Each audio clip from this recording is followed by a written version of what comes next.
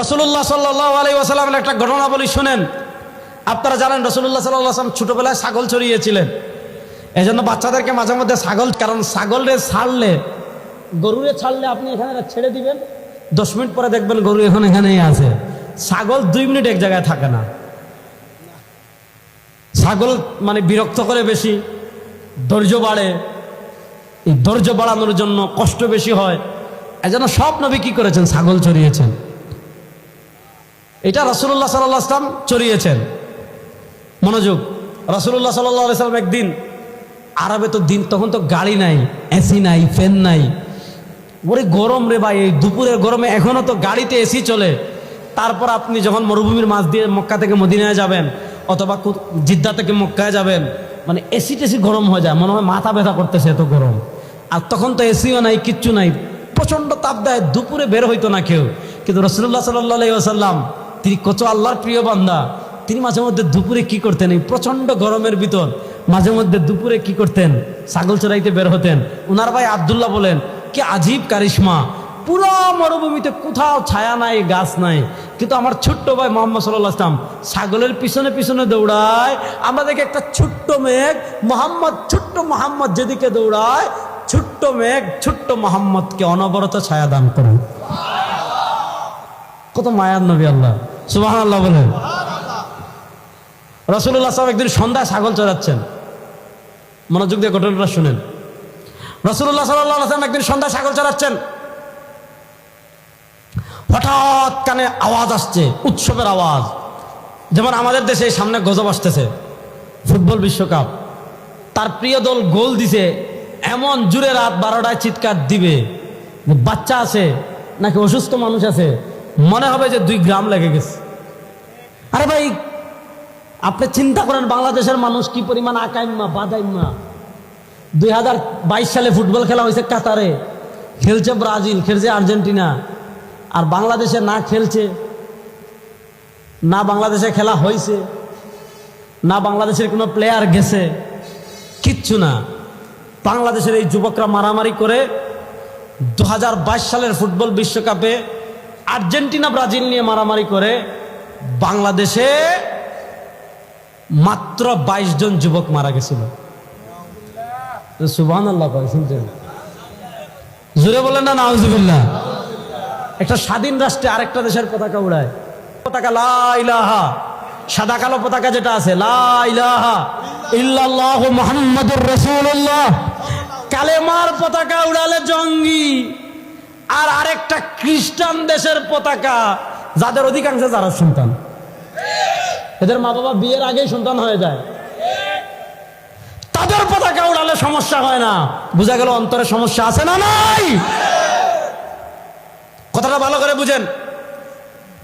রাসূলুল্লাহ সাল্লাল্লাহু আলাইহি ওয়াসাল্লাম সন্ধ্যায় ছাগল চড়াচ্ছেন, হঠাৎ হই হুল্লোড়ের আওয়াজ আসছে, ডুল তবলা গিটার এগুলার আওয়াজ।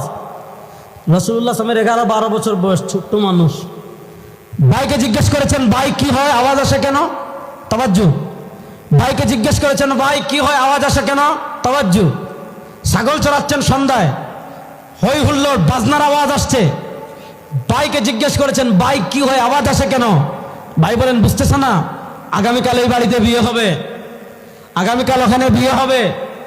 বিয়ে উপলক্ষে আগের রাত্রে মানুষ ফুর্তি করছে, বিয়ে উপলক্ষে আগের রাত্রে মানুষ আনন্দ করছে, ওই আনন্দ করছে, ফুর্তি করছে, বিয়ে উপলক্ষে ঢোল তবলা এগুলা বাজাচ্ছে, ওগুলোর আওয়াজ আসছে। রাসূলুল্লাহ সাল্লাল্লাহু আলাইহি ওয়াসাল্লাম তখন তো ছোট্ট, তিনি যে তখন ছোট্ট মোহাম্মদ। রাসূলুল্লাহ সাল্লাল্লাহু আলাইহি ওয়াসাল্লাম বলেন, আমার যখন ভাই বললেন আগামীকাল এই বাড়িতে বিয়ে হবে আর বিয়ে উপলক্ষে মানুষ উৎসব করছে, রাসূলুল্লাহ সাল্লাল্লাহু আলাইহি ওয়াসাল্লাম বলেন, আমার ছোট্ট অন্তরে এই কথাটা উদিত হলো, আমার মনে এই কথাটা উদিত হলো, দেখি তো বিয়ের আনন্দ মানুষ কেমনে করে, একটু দেখে আসি। বিয়ের উৎসব মানুষ কেমনে করে, একটু দেখে আসি।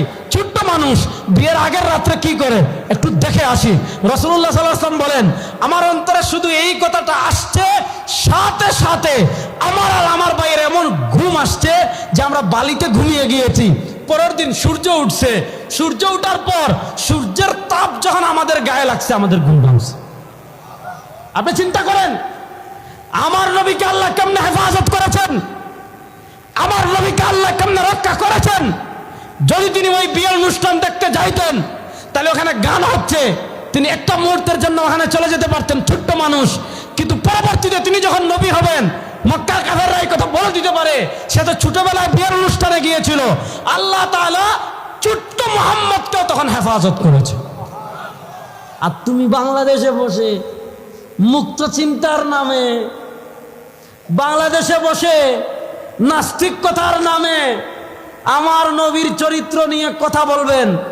কসম আল্লাহর, কসম আল্লাহর, বাংলাদেশে আপনি যা মন চায় তা করেন, কোনো আপত্তি নাই। আমাকে 1000টা গালি দিবেন, কোনো আপত্তি নাই। আমার বাপকে গালি দিবেন, কোনো আপত্তি নাই। আমার মাকে গালি দিবেন, কোনো আপত্তি নাই। আমার দাদাকে গালি দিবেন, কোনো আপত্তি নাই। আমার নেতাকে গালি দিবেন, কোনো আপত্তি নাই। আমার পীরকে গালি দিবেন, কোনো আপত্তি নাই। কসম আল্লাহর, বাংলাদেশের যে জিব্বা আমার নবীকে গালি দিবে, ওই জিব্বা আমরা ঠিক জায়গায় রাখবো না, টান দিয়ে জিব্বা ছিঁড়ে ফেলবো।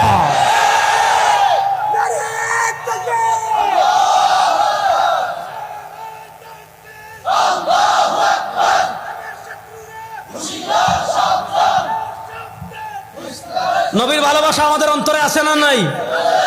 যুবকদের মুখ থেকে শুনতে চাই, নবীর ভালোবাসা আমাদের অন্তরে আছে না নাই? শুধু আছে না, নবীর ভালোবাসা আমাদের ঈমান। বলেন নবীর ভালোবাসা আমাদের, জোরে বলেন নবীর ভালোবাসা আমাদের। যুবকরা বলেন নবীর ভালোবাসা আমাদের। আচ্ছা, আপনি তারেক রহমান সাহেবকে বলেন, তারেক রহমান সাহেব আমি আপনাকে খুব ভালোবাসি, কিন্তু দেখা গেল নির্বাচনে আপনি ধানের শেষে ভোট দিলেন না, এটা কি ভালোবাসা? না।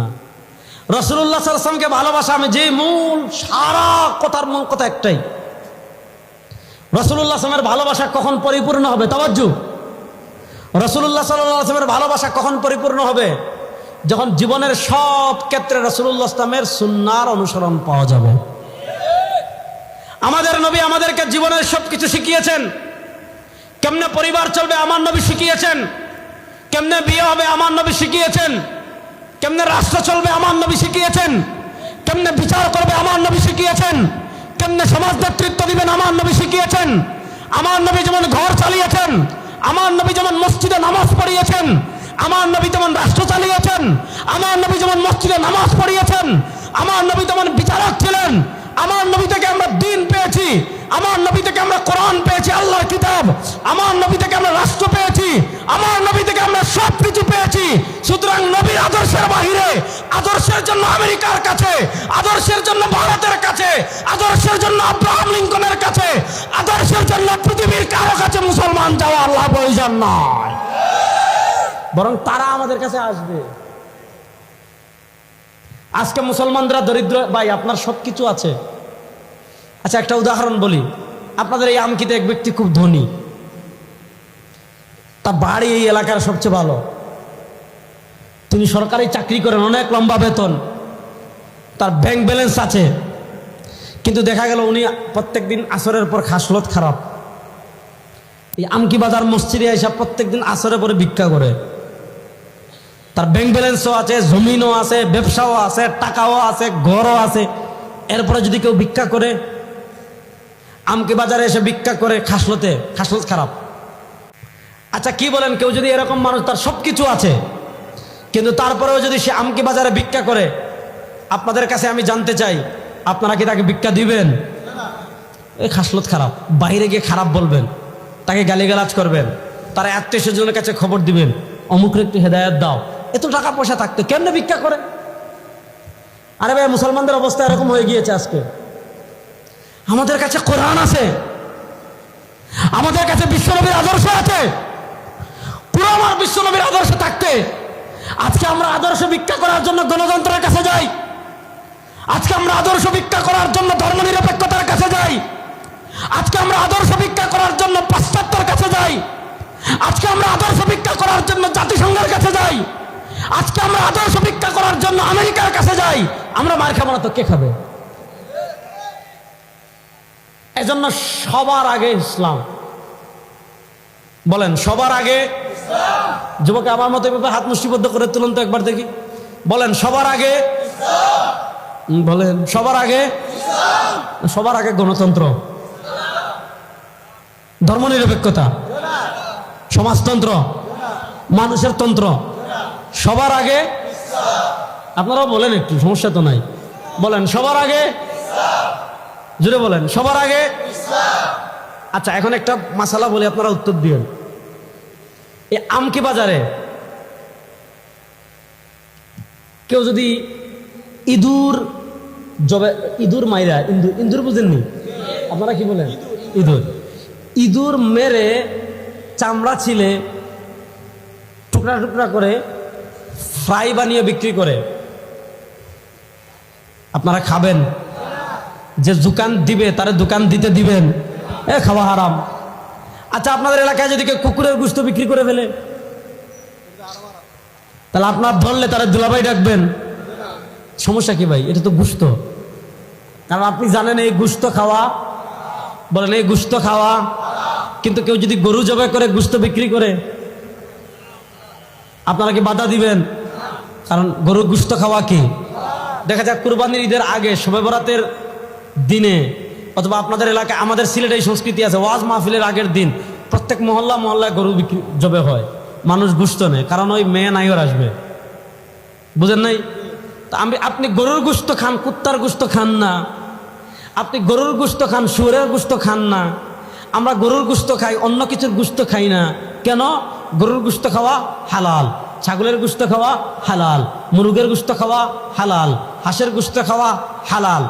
পাখির ভিতর যেটা হিংস্র না, অর্থাৎ যেটা নখ দিয়ে মুখ দিয়ে ছিঁড়ে ফুড়ে খায় না, এমন পাখির গোশত খাওয়া হালাল, আমরা খাই। তাহলে বলেন হালাল খাওয়ার ব্যাপারে মনোযোগ, খাওয়ার ব্যাপারে কোনটা খাওয়া যাবে, মনোযোগ তাওয়াজ্জু, খাওয়ার ব্যাপারে কোনটা খাওয়া হালাল কোনটা খাওয়া হারাম, তাওয়াজ্জু, খাওয়ার ব্যাপারে কোনটা খাওয়া হালাল কোনটা খাওয়া হারাম, কোন খাবার খাওয়া হালাল কোন খাবার খাওয়া হারাম, কোন পানি খাওয়া হালাল কোন পানি খাওয়া হারাম, কোন ঔষধ খাওয়া হালাল কোন ঔষধ খাওয়া হারাম, কোন ফল খাওয়া হালাল কোন ফল খাওয়া হারাম, এগুলার ব্যাপারে ইসলামের একটা স্পষ্ট ডিরেকশন, ইসলামের একটা স্পষ্ট নির্দেশনা আছে না নাই? আপনি এটা ফলো করেন। পোশাক, আচ্ছা মনে করেন এখানে আমি ওয়াজ করতে আসছি, আমি এসে এখানে আপনারা নামাজ পড়ে বের হওয়ার পর আমি নামাজ পড়তে ঢুকছি, অর্থাৎ আমার আসতে 5 মিনিট দেরি হয়ে গেছে, 10 মিনিট দেরি হয়ে গিয়েছে, 15 মিনিট দেরি হয়ে গিয়েছে, যার কারণে আমি জামাত পাই নাই, পরে একাকি মুনফারিদ একাকি আমি নামাজ পড়ছি। এখন দেখা গেল আপনারা অপেক্ষা করছেন রেজাউল করিম আবরার সাহেব আসবে, বয়ান করবে, আপনারা অপেক্ষা করছেন হাফিজুর রহমান সিদ্দিকী সাহেব আসবে, বয়ান করবে। এখন দেখা গেল মাগরিবের নামাজ পর তিলাওয়াত হচ্ছে, তিলাওয়াত শেষ, মাইকে ঘোষণা হচ্ছে, এখন বয়ান করবেন রেজাউল করিম আবরার সাহেব। আপনারা দেখলেন রেজাউল করিম আবরার সাহেব এখানে গাড়ি নিয়ে আসছেন, গাড়ি থেকে নামছেন, একটা হাফ প্যান্ট পরা, অর্থাৎ ফুটবল খেলায় যে হাফ প্যান্ট পরে এটা পরা, একটা গেঞ্জি পরা, একটা ক্যাপ লাগানো, কানে একটা ইয়ারফোন লাগানো, পিছনে চুল লম্বা, এক হাতে চুড়ি, কানে হইল আপনার, গলায় হইল কি, গলায় কি লাগায়, চেইন। আচ্ছা আপনারা বলেন এই সুরতে আমি যদি আসি, আল্লাহ না করুক, আপনারা কি আমাকে ওয়াজ করতে দিবেন? সত্যি, ভয় পাওয়ার কিছু নাই, সত্যটা বলেন, আপনারা আমাকে ওয়াজ করতে দিবেন? বলবেন হুজুর মেহমান মানুষ, গাড়িতে আইছেন, যান। এখানে যদি আসেন তাহলে মায়ের যেটা মাটিতে পড়বে এটাও তুলে দিবে। তাহলে বোঝা গেল আপনি আমাকে ওয়াজ করতে দিচ্ছেন না কেন? ভাই হুজুর আপনার মধ্যেই তো ইসলাম নাই, আপনার পোশাকে ইসলাম নাই, আপনি কি ওয়াজ করবেন? আচ্ছা বলেন তাহলে পোশাকের ক্ষেত্রে ইসলামের ডিরেকশন আছে না নাই? আপনার ছেলে একটা, মনোযোগ, সব চুল ছোট করে এখানে রাখছে এই লম্বা, এখানে চিহ্ন দিছে লাভ। আচ্ছা আব্বারে বলছে আব্বা আমাকে কেমন লাগতেছে? আপনি কি করবেন যে বাবা তোমাকে পৃথিবীর সবচেয়ে সুদর্শন পুরুষ লাগতেছে না, বলবেন তোরা ছাগল লাগতেছে, তাড়াতাড়ি গিয়ে চুল সমান কর, ঠিক না বেটি? আমাদের বাংলাদেশের মানুষের রুচি খারাপ হয়ে যাচ্ছে। এখন দেখবেন একটা হিজড়া বেরোইছে, নাম বলবো না, হে বাংলাদেশের সবচেয়ে সুদর্শন পুরুষ, হে মহিলা, এই যে বলছিলাম না, ছেলে মনে করে মেয়ে, মেয়ে মনে করে কি ছেলে। এগুলার মিডিয়া ইচ্ছাকৃত ফোকাস করে, কারণ আমাদের মানসিকতা নষ্ট করার জন্য, আমাদের ভিতরে ওই পশ্চিম এজেন্ডা বাস্তবায়ন করার জন্য। আরে ভাই একটা ছেলে পুরুষ, পুরো দস্তুর দাঁড়িয়ে আছে, সে শার্ট পরে মহিলাদের কামিজের মতো, প্যান্ট পরে মহিলাদের সালোয়ারের মতো, উড়না দে, এনে দুল লাগায়, অঙ্গভঙ্গি করে মহিলাদের মতো। সে নাকি বাংলাদেশের সবচেয়ে সুদর্শন পুরুষ। তো সে যদি সবচেয়ে সুদর্শন পুরুষ হয়, হিরো আলমের দোষ কি? আমার দোষ কি? উনার দোষ কি? সব মানুষ সুদর্শন। লাকাদ খালাকনাল ইনসানা ফি, আপনি যে এটা নিয়ে হাসতেছেন, কিন্তু এটার বিপক্ষেও পশ্চিম মিডিয়ার কারসাজি আছে। কারণ এই যে পুরুষ মহিলার অভিনয় করতেছে, আর তাকে মিডিয়া সুদর্শন পুরুষ হিসাবে কি উপস্থাপন করতেছে, এর দেখা দেখি আরো 10টা বিকৃত মস্তিষ্কের মানুষ তৈরি হবে। যারা পুরুষ সেও কি করবে? মহিলার বান ধরবে। ঠিক না বেটি? এজন্য শোনেন, আপনি আমাকে কেন মানবেন না? এই জন্য মানবেন না যে হুজুর আপনি ইসলামের পোশাক ডিরেকশন ফলো করেন নাই। তাহলে কেমনে পোশাক পরবেন এটাও ইসলামে আছে, কি খাবেন এটাও ইসলামে আছে, কেমনে ঘুমাবেন এটা ইসলামে আছে না নাই? আপনি যেভাবে মন চায় এভাবে ঘুমানো যাবে না। ইসলাম বলে কি? ডান কাত দেন, আল্লাহুম্মা বিসমিকা আমুতু ওয়া আহইয়া, দোয়া পড়েন, তারপর ঘুমান। এখন আমরা কি করি? ঘুমাই মোবাইল দীক্ষা, টুক টুক টুক টুক টুক টুক, আবার উঠেও বিসমিল্লাহ, টুক টুক টুক টুক টুক টুক। না ঘুমের দোয়া, না উঠার দোয়া। এটা হলো বাস্তবতা। যুবকরা কষ্ট পায় না, এই অভ্যাস আমাদের মধ্যে আছে না নাই? যে ঘুমায় মোবাইল দেখে, উঠেও সবার আগে কিনে মোবাইল হাতে নেয়। এজন্য শুনেন, আমি বলছি খাবেন কি এটাও ইসলামে আছে, কিভাবে খাবেন এটাও ইসলামে আছে। এখানে আমারে দিছেন আপনারা চা, দেখলাম আমি বাউ হাতে চা খেতেছি, বলেন এই হুজুর দিওয়াজ হবে না, এই বা হাতে চা খায়।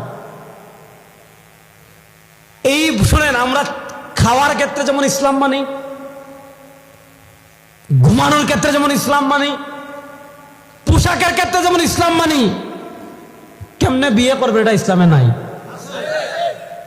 বলেন বলেন বলেন, কেমনে বিয়ে করবে এটা ইসলামে আছে না নাই? তাহলে এবার কারা কারা বিয়ে করেন না এখানে থেকে একটু হাত তুলেন তো। আল্লাহ যারা বিয়ে করেন তাদের দ্রুত বিয়ের ব্যবস্থা করে দেন। এবার একটু হাত তুলেন একটু দেখার জন্য। আচ্ছা, যারা বিয়ে করেন নাই তারাও হাত তুলেন, যাদের বাচ্চা কাচ্চা আছে তারাও হাত তুলেন, দেখি বিসমিল্লাহ। যারা বিয়ে করো নাই তারা ওয়াদা করো যে ইসলামী শরিয়া মেনে বিয়ে করবা ইনশাআল্লাহ। আর ইনশাআল্লাহ বলে নাই, দেখছেন? একজন যুবক দাঁড়াও তো দেখি বিসমিল্লাহ, যে হুজুর আমি বিয়েতে যৌতুক নেব না, বরযাত্রী নিয়ে যাব না, গায়ে হলুদ করব না, তারপর হইলো কি? তারপর হইলো গান বাদ্য করব না, সম্পূর্ণ শরিয়া মেনে মসজিদে